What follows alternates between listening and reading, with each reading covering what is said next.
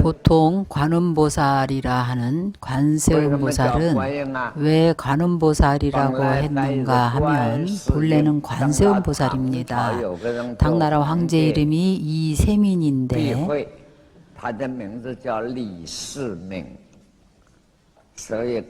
관세음보살이 그 이름자를 피해 주느라고 관음이라고 한 것입니다.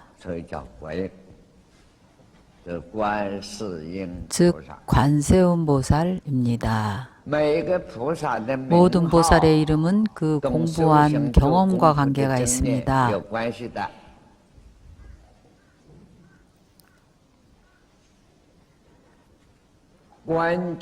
세간의 모든 음성을 관찰해서 도를 깨우쳐서 성취했다는 뜻으로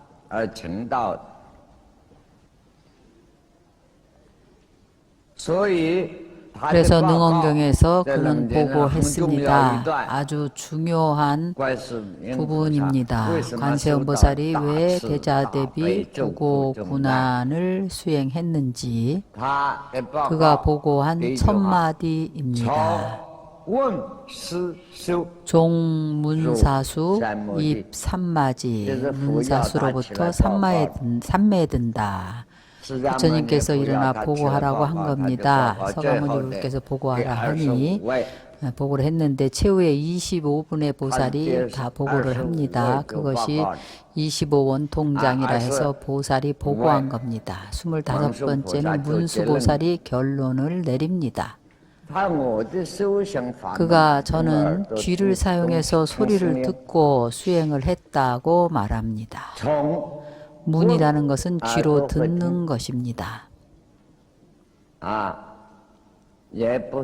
화두를 참고한 것도 아니고 연부를 한 것도 아닙니다. 이근을 통해서 들어간 것입니다. 이 세계는 이근이 있어서 모든 소리를 다 듣습니다. 그래서 여러분 보십시오. 관세음보살이 보타산에 있는데 특히 해조음을 듣습니다.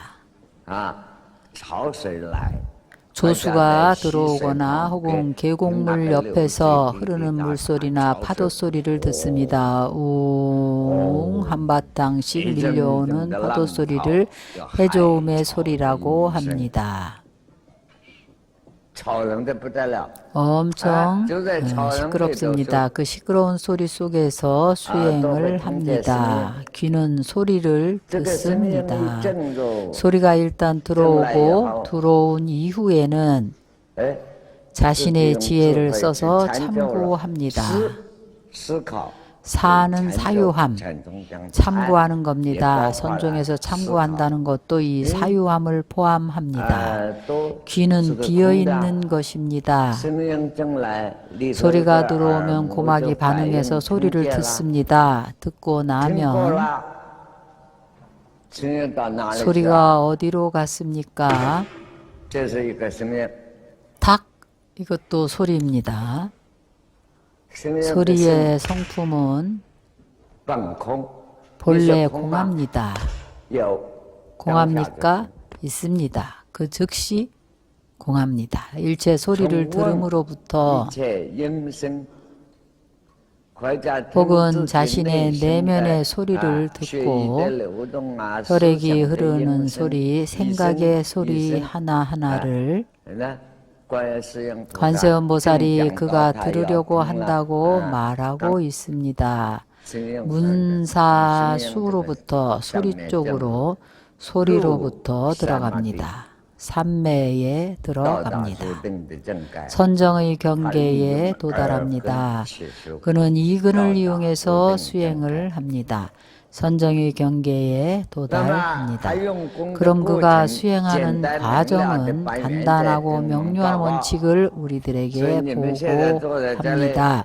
그래서 지금 여러분이 여기에 앉아서 눈은 보지 말고 귀로 내가 하는 말을 듣고 제가 방귀 뀌는 소리를, 이것은 소리를 닦는 명상입니다. 이것이 관음 법문입니다. 처음 듣는 가운데 첫 번째 단계는 귀로 소리를 듣습니다. 옆 사람 숨소리도 들리고 모든 소리가 다 들립니다. 시끄러운 도시에서 찻소리, 아우성 치는 소리 모두가 다 들립니다. 소리가 마음을 번뇌롭게 합니다. 번뇌로운 것은 제6식의 작용입니다. 소리는 근본적으로 번뇌롭고 아니고가 상관이 없습니다. 만약 연습이 익숙해지면 우리가 어떤 때는 지나가는데 그 기계 사이에서 혹은 비행기가 막 날아오르려 할 때에 비행기 아래에 서 있으면 두 귀가 홍 소리가 거의 귀가 멀 지경입니다. 바로 이 근에 듣는 공능을 비워버리면 아무 작용도 일으키지 않습니다. 귀가 왜 진동에 의해 먹어버리는가 하면 왜냐하면 소리가 귓고막으로 들어가서 의식하는 마음과 연결이 되어서 마음이 급해져서 신경이 긴장을 하니까 귓고막이 진동으로 파열됩니다. 만약 의식이 걱정하지 않고 신경이 긴장을 안 하면 전부 편안하게 긴장을 풀면 아무 일도 없습니다. 같은 이치로 문사수로부터 삼매에 들어간다고 하는 말도 처음에 들을 때 모든 소리를 듣기 시작할 때 모든 소리가 다 들립니다. 차차 들으려고 용을 쓰지 않고 자연스럽게 들립니다. 자신이 항상 그 자리에서 듣습니다. 이 소리가 오면 그냥 바로 들립니다. 소리가 없어지면 사라집니다. 임유망소 흘러들어가서 듣는 바가 없어지고 천천히 들어보십시오. 임유 흘러들어간다. 어디로 흘러갑니까? 흐르는 물이 아닙니다. 증득해 들어갑니다. 자성의 법성 작용으로 흐릅니다. 문사수에서 처음 듣는 데서 흘러 들어갑니다. 법성의 흐름으로 증득해 들어갑니다. 망소는 천천히 들은 것을 잊어버립니다.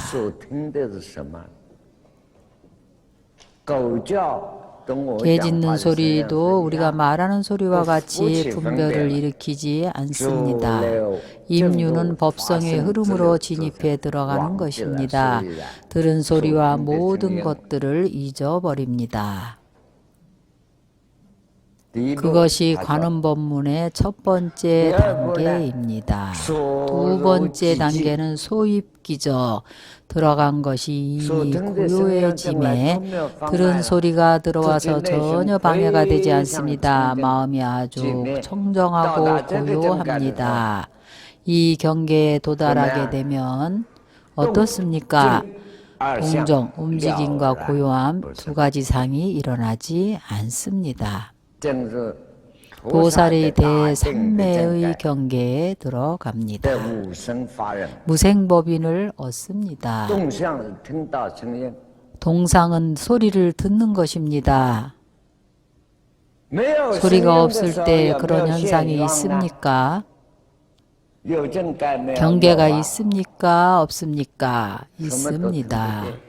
아무것도 들리지 않습니다. 그 고요한 상태를 듣고 있습니다. 소리가 있으면 동상입니다. 방금 우리가 걸어다닐 때와 마찬가지로 여러분 모두가 걷는 것은 동상입니다. 뚝빛 소리가 탁 하고 나면 그 자리에 멈춥니다. 멈춘 그 순간에 아무 소리도 없습니다. 이것은 정상입니다. 고요할 정자. 이 두 개의 현상이 동상은 아니고 정상이 바로 도라고 말하는 것은 아닙니다. 그런 의미는 아닙니다. 동도상이고 정도 고요함도 상입니다. 상반된 상태입니다. 손바닥도 손이고 손등도 손인 것과 같습니다. 동도상이고 정도 상인 것입니다. 진정한 도는 움직일 수 있고 고요하기도 한 그 본능과 그 자성에 있는 겁니다. 동정의 두 가지 상을 모두 분명하게 알 수 있습니다. 소리가 오면 소리를 알고 소리가 가면 소리가 없음을 압니다.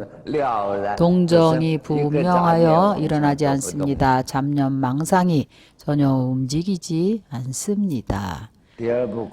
두 번째 공부는 관세음 보살이 여러분에게 말합니다. 수행한 경험도 모두 있습니다. 여러분이 스스로 경을 보고 배우십시오. 한편으로 배우면서 관세음 보살도 아마 우리를 따라서 배워야 할 겁니다. 자신이 마음을 쓰지 않습니다. 세 번째 단계는 이와 같이 점차로 늘어나서 이러한 경계가 차차 천천히 급하게 하지 말고 공부가 되기만 하면 점차로 이러한 경계가 증가합니다. 듣는 이와 듣는 대상이 다 없어지고 소리를 듣고 동적인 상은 정적인 상인 줄 아는 그것은 이 들을 줄 아는 성품은 듣는 이와 듣는 대상의 경계가 다 공하여서 모두 없어집니다. 문소, 문진 모두 없어집니다. 우리가 말하는 모든 것이 다 공합니다. 그는 공을 말하지 않았습니다. 무는 듣는 것입니다. 듣는 성품과 듣는 대상이 모두 공합니다. 능과 소가 다 공합니다. 천천히 모두 공해집니다. 듣는 것이 다하여 머무르지 않습니다. 여러분이 느끼기에 아무것도 들리지 않고 모두 다 공해지는 이러한 경계가 오면 자신이 엄청 대단하다고 생각합니다. 안 됩니다. 다 내려놓아야 합니다. 개의치 않고 상관하지 않아야 합니다. 듣는 것이 다하여 머무르지 않습니다. 그러면 이때에 네 번째 단계는 자신이 이미 알 수 있다고 느낍니다. 성성적적한 자성을 느낍니다. 각소 각공 지각할 수 있는 모든 것이 그리고 자신이 느낄 수 있는 모든 작용이 능각과 소각이 모두 텅 비어서 공해집니다. 진정한 텅 빈 경계에 도달한 겁니다. 그리고 나서 공과 각이 극도로 원만해지면 공과 소공도 다 사라집니다. 공의 경계에서 천천히 수행해 나가면 오랜 시간이 지난 후에 능공과 소공이 다 사라집니다. 없어진 것이 아니고 원만한 경계에 도달한 겁니다. 원만해지면 공이라고 말할 것도 없고 있다고 말할 것도 없습니다. 비공이라고 말할 수도 없고 또한 있지 않다라고 말할 수도 없습니다. 공과 유를 구분하지 않습니다. 공과 각이 지극히 원만하여 공과 소공이 다 사라집니다. 공조차도 없어집니다.